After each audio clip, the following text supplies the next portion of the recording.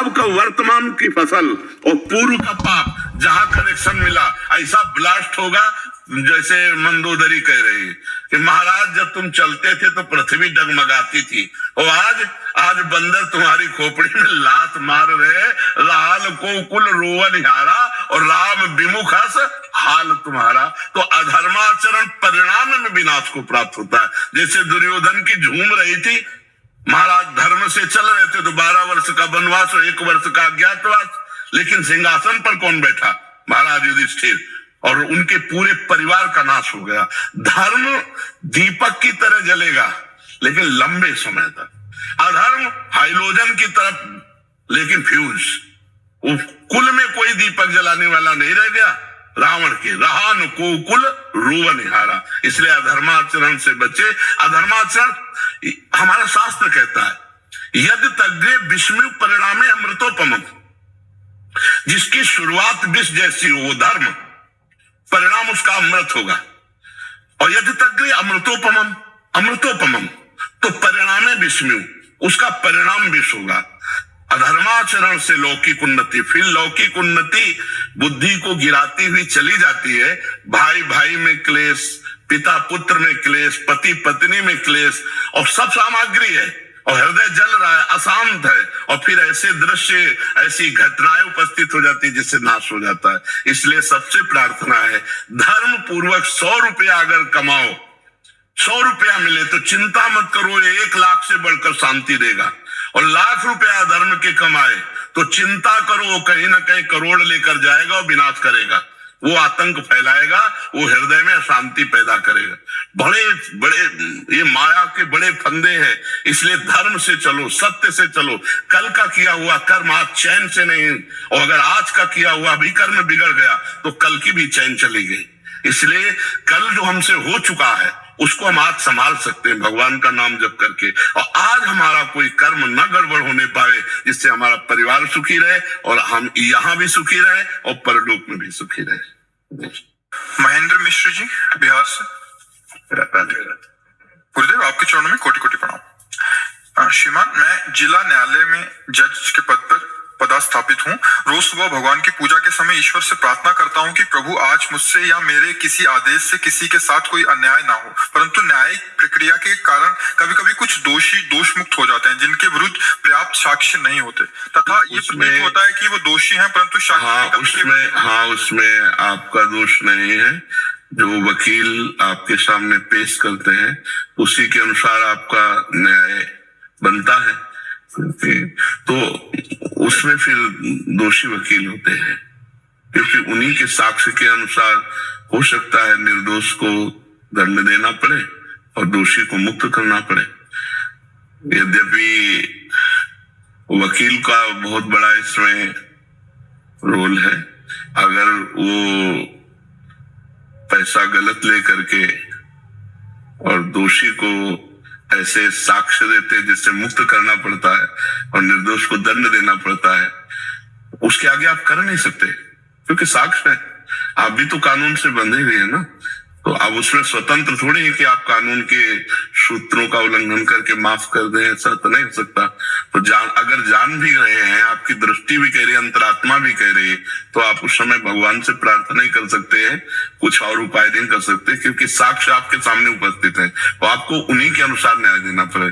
इसीलिए प्राय जब वकील जन आते हैं तो उनसे यही प्रार्थना करते हैं। कई ऐसे वकील जो धर्मात्मा स्वभाव के हैं और कहते हैं हमसे त्रुटि हो गई है, तो हम कहते हैं भले अर्थ अपनी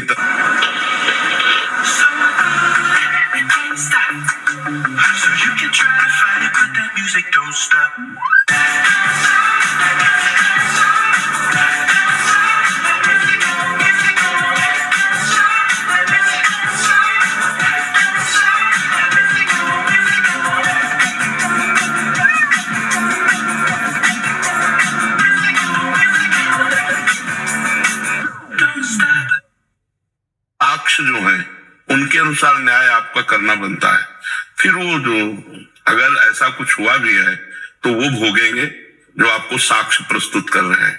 आप तो उनके अनुसार न्याय कर रहे हैं, और भगवान को साथ रखना हृदय से तो बच जाओगे। और अगर कभी ऐसा संयोग मिले कि प्रलोभन या भय से आपको अपना सत्य न्याय बदलना पड़े तो चाहे इस्तीफा देना पड़े, लेकिन अधर्म आचरण न करे तो जीवन सुख और शांति में बना रहेगा। क्योंकि धर्म पूर्वक चलने वाले में एक बल होता है और अधर्म चलने वाला अशांति, चिंता, उद्वेग, इनसे उसका भरपूर जीवन हो जाएगा। आप 5,000 रुपए अगर अपने धर्म से कमाए हुए परिवार में लगाओगे ना तो बहुत सुख शांति, बहुत आनंद रहेगा। और 50 लाख रुपए की वस्तु ले जाओगे ना, वो आपके हृदय में अशांति पैदा करने वाले वहां नाटक शुरू हो जाएंगे और इतने अशांत हो जाएंगे कि रुपये रुपया रह जाएगा और शांति नहीं रह जाएगी। जो बल्ब अपनी सीमा से ज्यादा प्रकाश देने लगे तो भय का कारण है कि वो बहुत जल्दी फ्यूज होने वाला है। तो ये जो लोग अधर्माचरण से बढ़ते हैं ना, तो ये ऐसा समझ लो कि उनकी अंतिम इच्छा पूर्ति हो रही। अब वो जा रहे हैं पतन की तरफ जा रहे, और धर्म पूर्वक चलोगे, भला माना आपकी साइकिल से चलोगे, 4 लोग आपका उपहास करेंगे, लेकिन आप अंदर से बहुत मजबूत और शांत, और आपका परिवार बहुत अच्छा होगा। और जो अधर्माचरण है वो ठीक नहीं है। तो कभी भी भय और प्रलोभन में, दबाव में ना आए, ना रुपये के दबाव में, ना किसी के भय के दबाव में। तो भगवान आपके साथ है और निर्णायक सच्चे तो भगवान ही है, और जिसके साथ में भगवान उसका बाल बांका भी कोई नहीं कर सकता।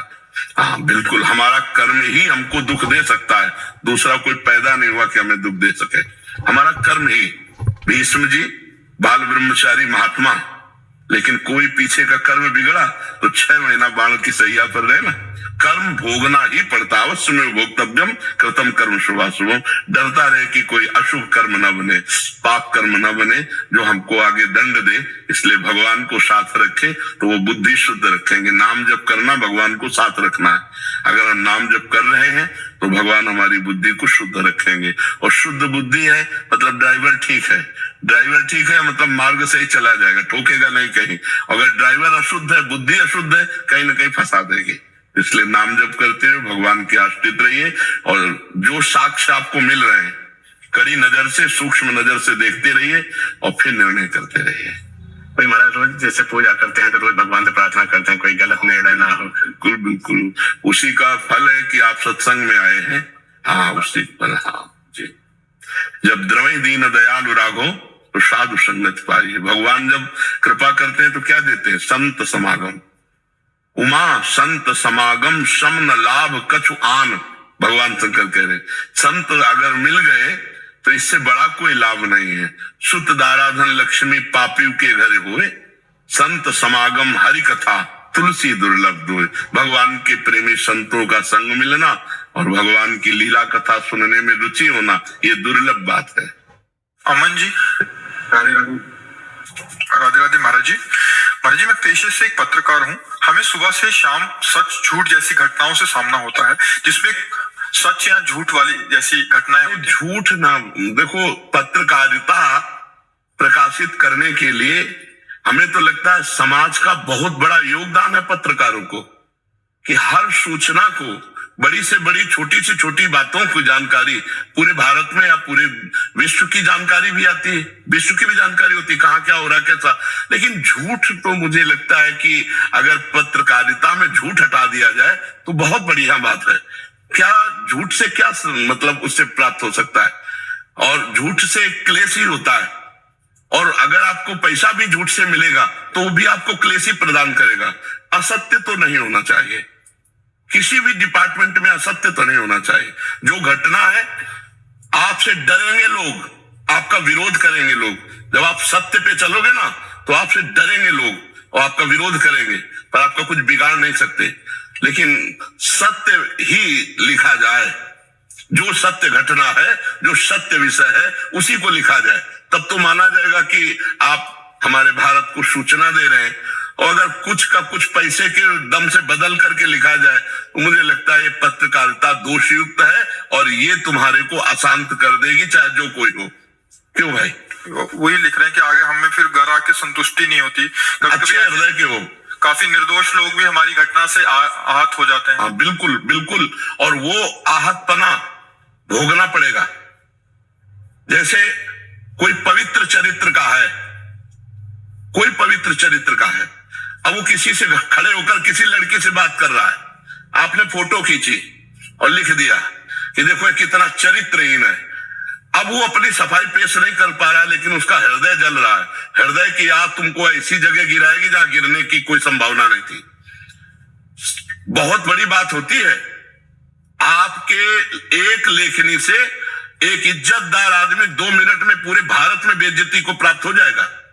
2 मिनट में ये घटना है, होती रहती है। आप अगर अपने केवल पैसे को उद्देश्य करके किसी के लिए आप ऐसे, और कुछ नहीं बोला, वो सफाई भी पेश नहीं की, चुप हो गया, लेकिन जगत का मालिक देख रहा, तुम्हें ऐसी जगह गिराएगा जहां तुम चुप नहीं रह पाओगे।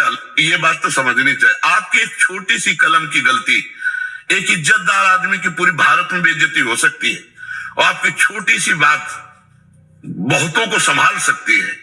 छोटी सी बात बहुतों के हृदय में दुख पैदा कर सकती है। तो हमें लगता है झूठ तो नहीं होना चाहिए, बिल्कुल झूठ नहीं होना चाहिए। सत्य वस्तु में माना कि थोड़ा कम समय में प्रकाश नहीं होता, थोड़ा लंबा समय लगेगा लेकिन प्रकाश होगा। असत्य समय में माना कि तुम थोड़ा जल्दी धनी बन जाओगे, लेकिन वो तुम्हारी हानि भी करेगा, तुम्हारे को पतन के मार्ग में भी ले जाएगा। लाखों लोग तो पढ़ लिए, 5 मिनट में विस्मृत भी हो गए। कोई भागवत गीता नहीं याद रखता तो तुम्हारे पेपर को कौन याद रखे। लेकिन आपका कर्म जो बन गया वो आपको भोगना पड़ेगा, क्योंकि अवश्य में भोक्तव्यम कर्तव्यम कर्म शुभाशुभम। इसलिए बहुत पवित्र हृदय है जो आपको बाद में पश्चाताप होता है। अच्छा, आप एक कर्मचारी हैं, कोई पूरे डिपार्टमेंट के अधिकारी तो है नहीं कि आपके द्वारा बदला जाएगा। तो आप जहां तक हो सकता है वहां तक सत्य को पेश कीजिए, इसके बाद भगवान के ऊपर छोड़ दीजिए, क्योंकि ये तो पूरे अधिकार जिनके हाथ में, वही अगर वो बोले ये लिखो, ये ऐसा करो, वो ऐसा करो, आपने जो दिया वो सही होना चाहिए। वो क्या लिखते हैं फिर उनके ऊपर, वो भगवान जाने। आपके द्वारा गलत नहीं होना चाहिए। किसी भी सीन को 1 मिनट में सही कर सकते हो, और किसी भी सीन को 1 मिनट में बिल्कुल गलत कर सकते हो, बिल्कुल गलत कर सकते हो। मतलब उसका स्वरूप ही बदल जाएगा। सोच भी नहीं है कि यार आदमी ऐसा भी सोच सकता है कि मतलब बिल्कुल 100% वो बात नहीं है, और उसको 100% सही करके भेज दिया गया। और वो इसीलिए किए कि हमारी ये बात पहुंच जाए, या तो अंदर की ईर्ष्या और साथ में लगी रही उनकी बेइज्जती कराने के लिए, या रुपया साथ में लगा रहा। लेकिन जब उनके हृदय में चोट पहुंचा जिनके लिए कहा, और वो तो चुप रहे, लेकिन